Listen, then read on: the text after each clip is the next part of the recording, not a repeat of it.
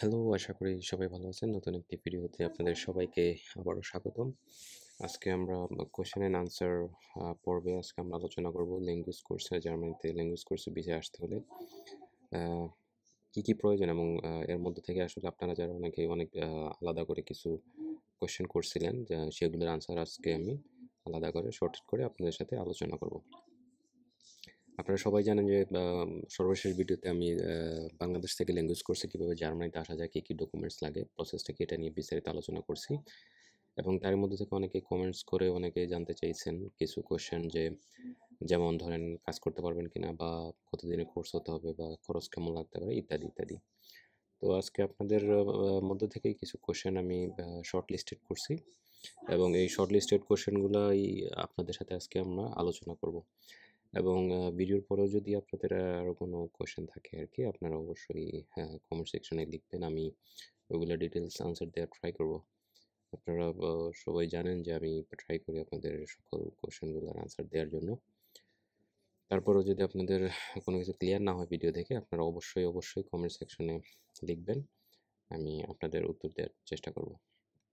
তো অ্যাপ্লাই করার আগেই আপনারা জানেন যে জার্মানিতে আসতে হলে এখন একটা লম্বা ওয়েটিং পিরিয়ড পাড়ি দিতে হয়, অনেক দীর্ঘদিন লাগে ভিসা প্রসেস।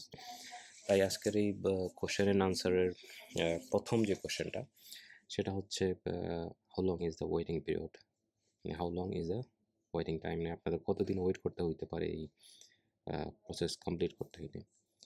তো বলে রাখি, আসলে আপনারা জানেন যে জার্মানিতে আসলে স্টুডেন্ট ভিসা বা স্পাউস বা অন্য সকল ভিসাই আসলে আসতে হলে একটা দীর্ঘদিন ওয়েট করতে হয়, 2 বছর 2.5 বছরের মতো। ল্যাঙ্গুয়েজ কোর্সটাও এই ক্ষেত্রে সেম, কিছু সময় লাগে। এবং আপনারা জানেন যে ল্যাঙ্গুয়েজ কোর্সটা জাস্ট রিসেন্টলি তারা ইনক্লুড করছে আলাদাভাবে। এবং জার্মানি আসলে বাংলাদেশ এম্বাসিতে জার্মান এম্বাসি বাংলাদেশে নতুন আসলে পোর্টালও চালু করছে, যে ডিজিটালাইজ করার জন্য ভিসা প্রসেসিং। এতে করে ভবিষ্যতে হয়তো আশা করা যায় যে ওয়েটিং পিরিয়ড কিছুটা কমবে। কিন্তু ল্যাঙ্গুয়েজ কোর্সেও মিনিমাম ওয়েটিং পিরিয়ড হচ্ছে 1 বছর, মানে 1 বছরের বেশি লাগতে পারে। এবং 1 বছরের বেশি কতদিন লাগতে পারে এটা আসলে প্রেডিক্টেবল না, যে না 1 বছরের পরে 13 মাস, 14 মাস, 15 মাস বা 16 মাস লাগবে, এরকম না। তো 1 বছরের বেশি সময় লাগবে, তো 1 বছরের বেশি সময় লাগবে এটা মাথায় ধরে আপনারা অ্যাপ্লাই করার চিন্তাভাবনা করবেন। তো দ্বিতীয় যে প্রশ্নটা হচ্ছে, সেটা হচ্ছে আসলে আবেদন করার যোগ্যতা কি, মানে এই কোর্সে আসতে হলে কি কোনো ধরনের ডিগ্রি লাগবে কিনা, বা কোনো আলাদা যোগ্যতা দরকার আছে কিনা। না, আসলে বাংলাদেশ থেকে আপনার এই কোর্সের জন্য আবেদন করতে হলে আলাদা কোনো যোগ্যতার দরকার নাই। এসএসসি পাসেরও দরকার নাই, এইচএসসি পাসেরও দরকার নাই, ব্যাচেলর ডিগ্রি বা মাস্টার ডিগ্রি এরকম কোনো কিছু স্পেসিফিক নাই। থাকলে কোনো সমস্যা না, না থাকলেও কোনো সমস্যা না। এটা মেইন বিষয় না যে আপনার যোগ্যতা থাকতেই হবে, যে আপনার এডুকেশন কোয়ালিফিকেশন সার্টিফিকেশন থাকতে হবে, এই ধরনের কোনো ধরনের যোগ্যতা কিন্তু নাই। সো এটা নিয়ে অনেকেই প্যারা খাচ্ছেন, তো এটা নিয়ে প্যারেশানি হওয়ার কোনো কিছু নাই। অনেকের রেজাল্ট খারাপ, বা অনেকে মিনিমাম পর্যন্ত পড়াশোনা করছেন। তো দ্বিতীয় অপশন হচ্ছে ফ্যামিলি সহ যাওয়া যাবে কিনা। আসলে জার্মানিতে যত বিষয় আছে, বা যেই ক্যাটাগরিতে আছে, স্টুডেন্ট বলেন বা অন্যান্য যে বিষয়, কোনোটাতে আসলে একই সাথে জার্মানিতে ভিসা নিয়ে আসা যায় না মূলত। এটা হচ্ছে, আপনি যদি ধরেন আপনি একলা অ্যাপ্লাই করছেন, আপনি ভিসা পেয়ে জার্মানিতে আসছেন, আসার পরে আপনি আপনার ফ্যামিলি, আপনার স্ত্রী বা আপনার বাচ্চা কাচ্চার জন্য আপনি অ্যাপ্লাই করে তাদেরকে আপনি নিতে পারবেন, যথাযথ কাগজ বা সাপোর্টিং ডকুমেন্ট দেখিয়ে। তো একসাথে আসলে ভিসা পাওয়া বা একসাথে ভিসা পেয়ে আসা আসলে সম্ভব না, মানে স্পাউস ভিসা সহ আর কি, যেটা বুঝাইতে চাইছি। যেমন অন্যান্য দেশে, যেমন হাজব্যান্ডও অ্যাপ্লাই করার পরেও চলে আসতে পারে, ওয়াইফ ডিপেন্ডেন্ট হয়ে অ্যাপ্লাই করে ভিসা নিয়ে আসতে পারে। এই জার্মানিতে এই অপশনগুলো নাই। তো একজন আগে আসার পরে দেন আরেকজনের জন্য অ্যাপ্লাই করতে হইতে পারে। খরচ, জার্মানিতে আসলে বিভিন্ন বা প্রাইভেট ইনস্টিটিউট বা আছে, বা পাবলিক ইনস্টিটিউট আছে যারা ল্যাঙ্গুয়েজ শেখায়। কিছু কিছু ইনস্টিটিউট আছে যেগুলোতে আসলে ফ্রিতেও শেখায়, কেউ আবার স্কলারশিপও দিয়ে থাকে। আবার কিছু আছে যে আপনাকে পেমেন্ট করে পড়তে হবে। তো এটা বেসড করে আসলে কোর্সের ডিউরেশন, কোর্সের মডিউলের উপর। কিছু কিছু ল্যাঙ্গুয়েজ কোর্স আছে হচ্ছে আপনার 3 মাসের, সপ্তাহে 1 দিন বা 2 দিন ক্লাস। কিছু কিছু আছে ইন্টেন্সিভ, ধরেন যে লম্বা ক্লাসে 4-5 দিন ক্লাস থাকে বা লম্বা 3 ঘন্টা ধরে ক্লাস থাকে। তাহলে ডিপেন্ড করে আসলে কোর্সের মডিউলের উপরে। তো মোটামুটি একটা ধারণা দিতে পারি, যেমন নর্মালি যারা এখানে জব করে বা পাশাপাশি ল্যাঙ্গুয়েজ শিখে, সপ্তাহে 2 দিন ক্লাস থাকে 3 ঘন্টা করে 6 ঘন্টা। এরকম একটা কোর্সের ধরেন আপনার খরচ আসে 400 ইউরো। তো আপনি হিসাব করতে পারেন যে আপনি জার্মানি থেকে যে কোর্সে আপনি আসবেন, যে ল্যাঙ্গুয়েজ কোর্সে আপনি আসবেন, যেটা 20 ঘন্টার রিকোয়ারমেন্টস আছে, মানে মিনিমাম 18 ঘন্টা। তো ওইটার কস্ট মোটামুটি হাজার ইউরোর উপরে হতে পারে বা একটু কম বেশি হতে পারে। তারপর পরবর্তী যে কোয়েশ্চেনটা হচ্ছে যে ভিসা আপনি পরিবর্তন করে অন্য ভিসায় সুইচ দিতে পারবেন কিনা। ইমিডিয়েটলি এটা আপনি যদি বলেন, আপনার অ্যাপ্লিকেশনই নিবে না।